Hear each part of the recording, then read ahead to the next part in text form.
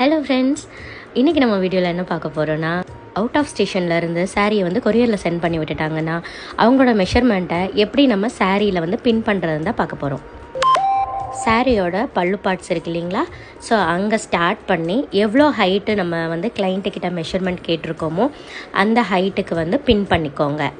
அதாவது ஷோல்டர் பின் பண்ணுற பிளேஸ்லேருந்து பல்லு ப்ளீட்ஸ் வந்து எவ்வளோ ஹைட் அவங்களுக்கு வேணும் அப்படிங்கிறத தெரிஞ்சுக்கிட்டு அந்த மெஷர்மெண்ட்டில் பின் பண்ணிவிடுங்க.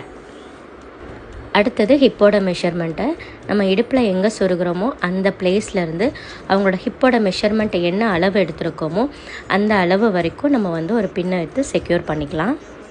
இப்போ அதே பின்னு அந்த மெஷர்மெண்ட்டை வச்சே வந்துட்டு சாரியோட இடுப்பில் சொருகிற பாகத்தை அடுத்த ஆப்போசிட் டைரெக்ஷனில் கொண்டு வந்துட்டு இந்த இடத்துல ஒரு பின் பண்ணிக்கோங்க. அவ்வளோதாங்க மெஷர்மெண்ட்.